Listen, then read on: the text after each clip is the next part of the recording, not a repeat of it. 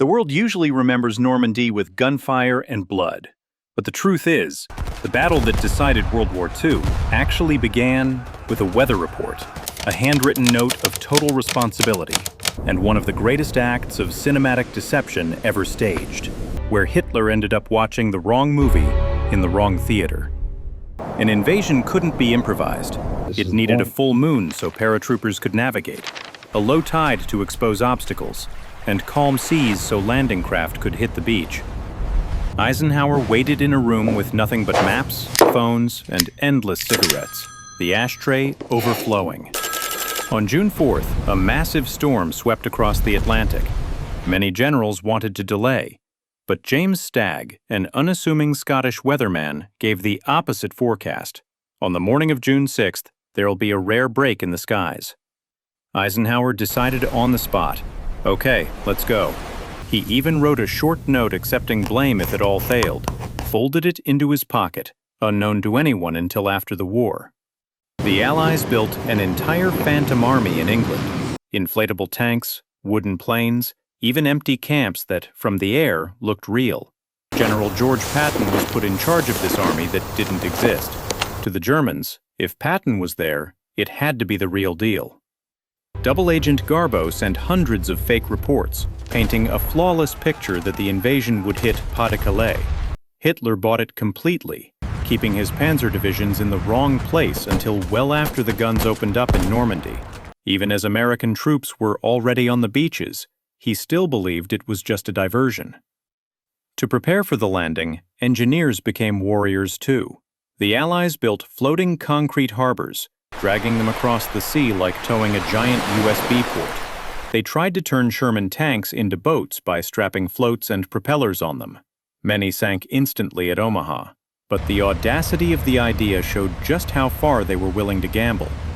And in the night, American paratroopers carried a tiny metal clicker. One click in the dark, and a reply click meant friend. No reply? Probably German. That little toy saved hundreds of lives. Churchill was so anxious, he actually wanted to stand on a warship and watch the landings himself. His aides begged him to stay in London. On the night of June 5th, Eisenhower visited the men of the 101st Airborne, shaking hands one by one, telling them simply, "You are about to embark upon the Great Crusade." Some soldiers carried photos of their wives and kids, some wrote final letters. Eisenhower brought along a small dog named Telek, his only silent advisor in that tense night. Normandy didn't begin with gunfire. It began with brains, patience, and bizarre tricks. A little-known weatherman, a double agent, a harbor dragged across the ocean, a small click in the dark. All of it laid the foundation for the greatest battle. When Eisenhower said, "Okay, let's go," he didn't just send men into the sea. He hurled the entire world into a new chapter. There's a beach with a name that sounds almost poetic. Omaha. But on the morning of June 6, 1944, Omaha turned into a nightmare of steel and fire. This was where the will of the entire United States was put to the test. Before the landings, the Allies had unleashed heavy bombing, believing they had wiped out German defenses. But the bombs fell off target. Many bunkers and gun nests remained untouched. When the landing craft doors dropped, American troops stepped off only to realize the beach was flat and bare, with nowhere to hide, and above them the German MG-42s swept the sand like rain. Amphibious Sherman tanks sank almost immediately in the rough waves. Hundreds of men went down before their boots even touched dry sand. In the chaos, one soldier shouted, "No plan survives the first minute. We're on our own." Sergeants and lieutenants pulled small groups together, crawling across the sand, clawing their way up the bluffs, blasting through obstacles, circling behind machine gun nests. General Norman Cota, seeing his men hesitate, roared, "Rangers, lead the way." From that moment, the Rangers became the tip of the spear. Not every beach was as hellish as Omaha. At Utah, American troops actually landed in the wrong place. The commander looked around calmly and said, "This spot will do. We'll fight here." What seemed like a mistake turned into good fortune. At Pointe du Hoc, Rangers scaled 100-foot cliffs on ropes while German guns poured fire from above. When they finally reached the top, they found the big cannons had already been moved. But they didn't quit. They followed the tracks into the woods, located the guns, and destroyed them.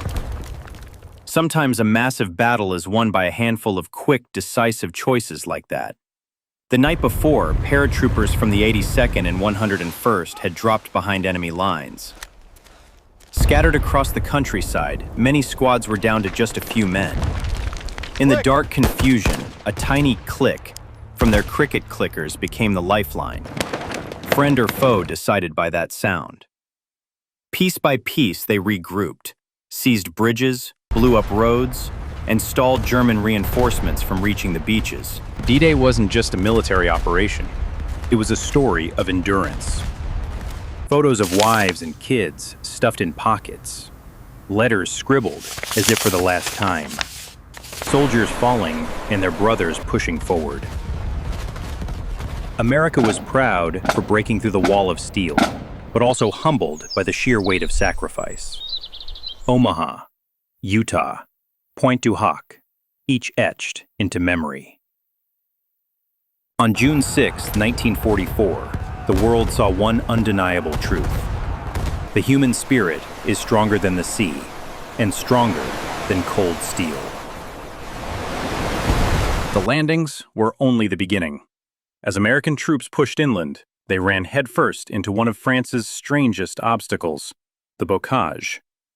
These weren't simple fences, but earthen walls 6 feet high, thick with tangled hedges and trees. Enemies hid in the shadows. Tanks couldn't climb them. Infantry couldn't cross. Normandy became a green labyrinth, every turn a possible ambush. To keep the beachhead alive, the Allies needed a tidal wave of supplies. That's when the mulberry harbors proved their worth. Massive concrete blocks were towed from England and assembled into artificial ports.